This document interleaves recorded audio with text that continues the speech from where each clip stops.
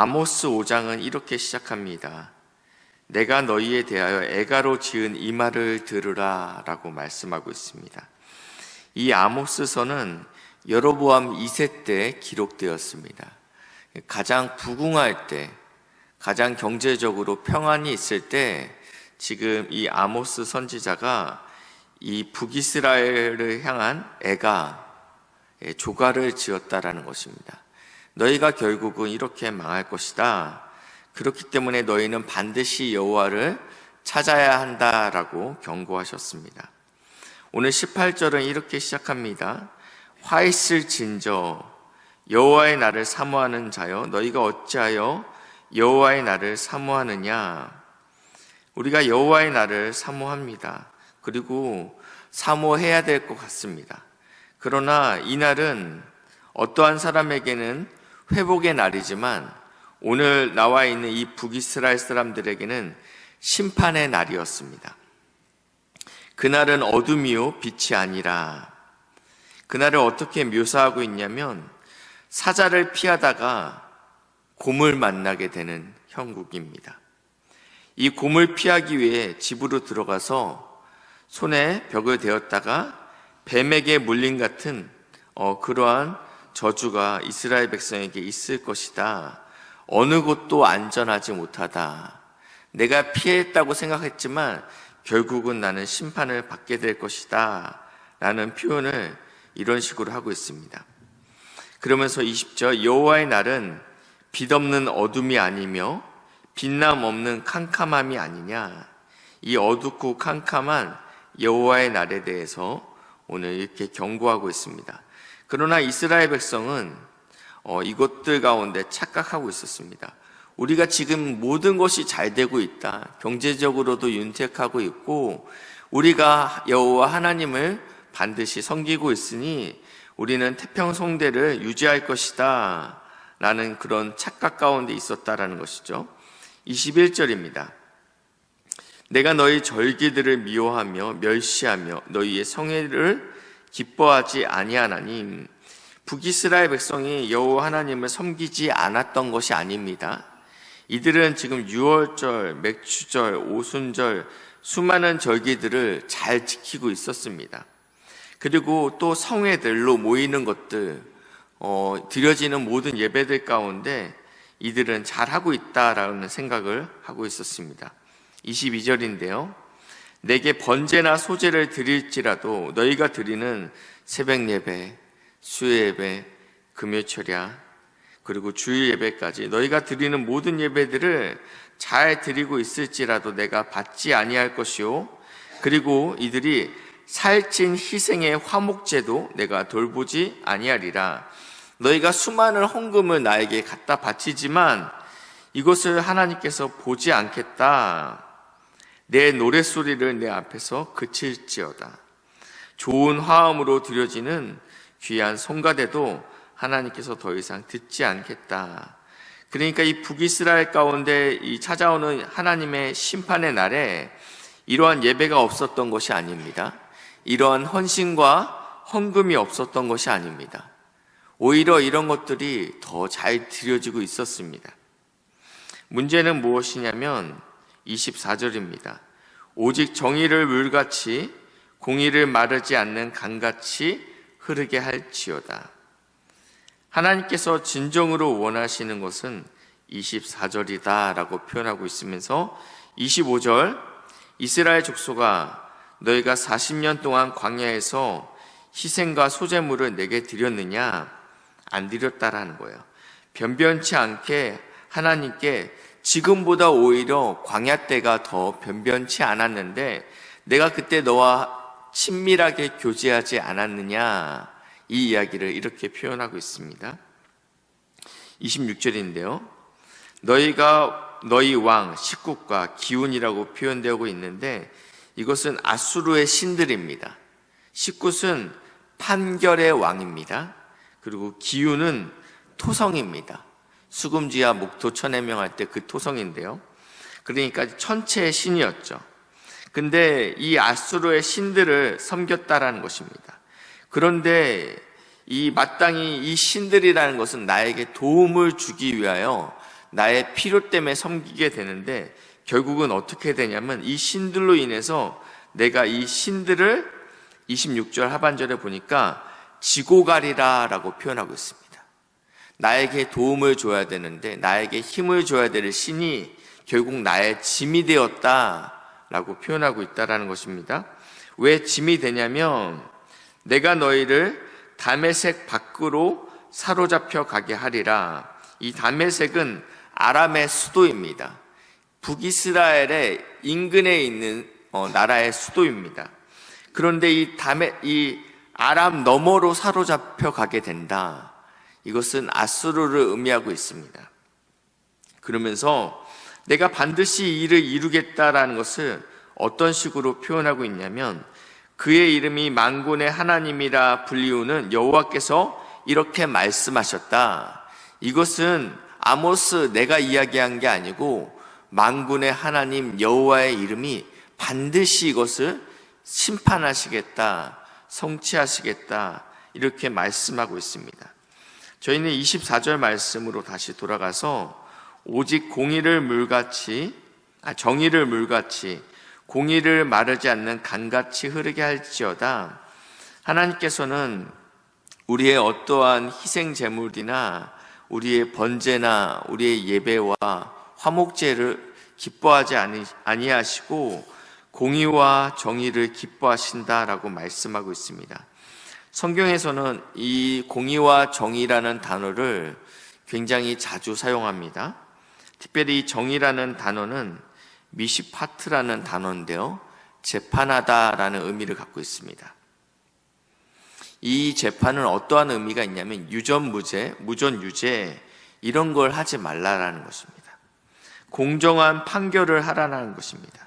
신명기 10장 말씀인데요, 제가 읽겠습니다. 신명기 10장 17절 18절 말씀인데 너희 하나님 여호와는 신 가운데 신이며 주 가운데 주시오 크고 능하시며 두려우신 하나님이시라.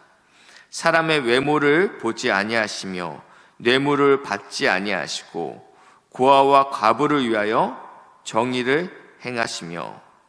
이 고아를 볼 때, 외모를 볼 때 얘는 마땅히 이렇게 도둑질하고도 남을 행색이다, 이러한 외모로 보지 말고 철저하게 증거만을 가지고 판단하라는 것입니다. 그리고 부자들이 주는 뇌물로 인해서 이 재판을 굳게 하지 말라라는 것 자체가 정의입니다. 정의는요, 내 형편을 보지는 않아요. 그 사람이 어떠한 범죄를 저질렀는지 그 상황만 보는 게 정의입니다. 이 정의로 따지면, 근데 이 정의가 없는 세상은 반드시 무너지게 돼 있죠. 그러면 내가 이렇게 애쓰고 수고하는데 공평하게 같은 출발점에서 시작하지 않는다면 우리는 의욕을 상실하게 됩니다. 내가 노력해도 될 수 없어. 이 정의가 외치는 것은요, 사실은 굉장히 명확하지만 또 어떤 사람에게는 좌절감을 줄 수밖에 없다라는 것입니다. 근데 하나님은 정의의 하나님이십니다.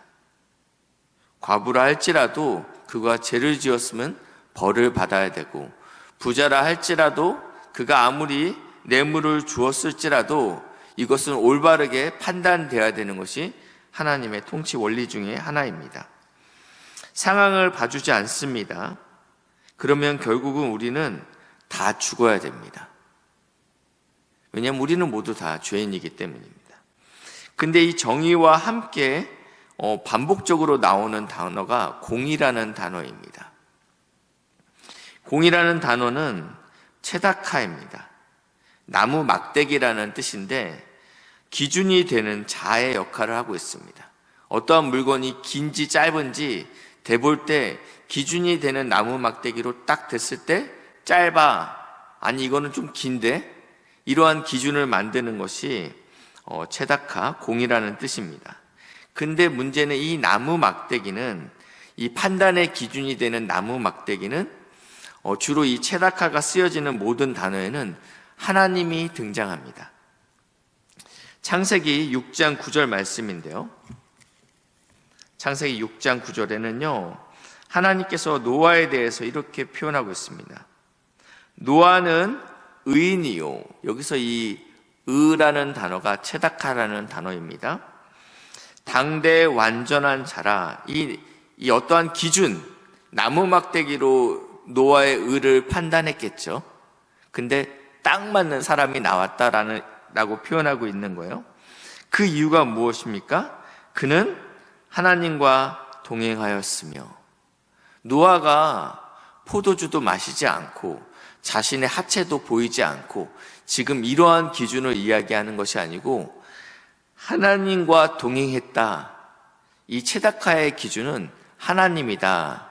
이 체다카의 기준은 내가 착하게 살았느냐, 도둑질을 하지 않았느냐, 이 기준이 아니고 하나님 보시기에 의로우면 이 기준 자체가 누구냐면 하나님이라는 것입니다.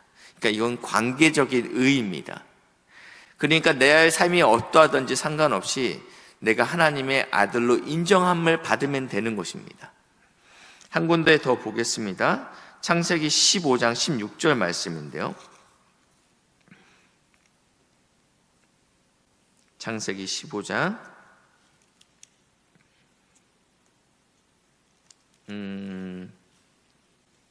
15장 6절 말씀입니다. 하나님께서 이 아브라함에게 말씀하십니다. 너의 후손이 무별처럼 많게 될 것이다 라고 이야기해요. 그리고 나서 아브라함이 하는 이야기가, 아브라함이 여호와를 믿으니 여호와께서 이를 그의 체다카로 여기시고 의로 여기셨다. 아브라함이 어떠한 착한 행실을 하지 않았어요. 지금 당신의 아들 이삭을 바친 사건은 한참 후에 나오죠. 아직은 이삭도 태어나지 않았습니다. 그런데 하나님의 그 약속을 믿었다. 이것이 하나님의 기준에 합하게 됐다라는 것입니다. 그렇기 때문에 우리는 사법적으로 정의로 인해서 반드시 죽게 돼야 되는 존재였습니다. 그러나 하나님의 이 공의가 우리를 하나님의 관계로 불러들이고 우리가 어떠한 착함을 하지 않았음에도 불구하고 하나님을 믿어드림으로 하나님께서 이제는 우리를 체다카 하시겠다라는 것입니다. 그래서 저희가 이제 부르는 CCM 찬양 중에서 예수 하나님의 공의라는 찬양이 있어요. 사실은 우리는 온전히 정의롭지 못하죠. 하나님의 정의의 기준에 우리는 어느 누구도 부합하지 못합니다. 그러나 당신의 속성 때문에, 성품 때문에 하나님은 반드시 정의로우신 분이십니다. 또한 하나님께서는 반드시 공의로우신 분이십니다. 그렇기 때문에 그 체다카, 그 기준이 되는 막대기 예수님께서 대신 지셨다라는 것입니다. 그리고 우리가 그분을 믿음으로 우리가 이제는 의롭게 되었다라고 표현하고 있습니다. 우리는 이 땅에서 반드시 정의가 회복되어야 됩니다. 또한 이 땅에서 반드시 예수님의 공의도 회복되어야 됩니다. 우리는 범죄하면 반드시 벌을 해야 되죠. 이 세상에서도 이것을 비스무리하게 만든 것이 있습니다. 촉법이죠. 사실은 다 죽어야 됩니다. 그러나 아직은 나이가 어리기 때문에 반드시 회복될 거라는 믿음이 있기 때문에, 인생이 너무 초반부터 인생이 망하면 안 되기 때문에 우리가 이들에게 그 벌한 대로 행하지 않습니다. 그러나 인간은 악해하기 때문에 이것을 더 악용합니다. 그러나 하나님께서 이 땅 가운데 반드시 정의뿐만 아니라 하나님의 공의가 드러나야 된다라고 말씀하고 있습니다. 교회 공동체는 정의만 드러나서는 안 됩니다. 그러면 반드시 문제가 생깁니다. 교회 공동체는 정의와 함께 예수님께서 이 땅에 보여주셨던 공의도 드러나야 됩니다. 예수님의 사랑, 그리고 원수를 용서하신 그 사랑이 드러나야 된다는 것입니다. 오늘도 하나님의 관계 안에서 하나님의 그 성품이 이 교회 안에서 그리고 또 이 나라와 민족 가운데 하나님 참 잘 나가는 것 같습니다. 대한민국이. 그런데 하나님께서 그때 애가를 주세요. 아무 문제가 없는 상황인 것 같은데 너희는 필연 망하게 될 것이다. 왜냐하면 이 땅 가운데 공의와 정의가 없기 때문이다 라고 말씀하고 있습니다. 하나님 이 나라 이 민족 가운데 정의가 든든히 서어지게 하시고 또한 공의도 든든히 설 수 있도록 하나님의 은혜로 이 나라와 민족을 위해서 기도하시는 새벽 되시길 주님의 이름으로 축복합니다. 기도하시겠습니다. 사랑의 주님 감사합니다. 오늘도 우리에게 주의 경고를 주심으로 인해서 너희가 아무리 번제와 희생제를 드릴지라도 이 땅에 정의와 공의가 서지 아니하면 하나님께서 그의 임무를 받지 않겠다라고 말씀하셨는데 조국교회와 이 나라 민족을 불쌍히 여기셔서 하나님의 정의와 공의가 온전히 드러날 수 있도록 인도하시고 역사에 주시옵소서. 감사드리며 예수님의 이름으로 기도했습니다. 아멘.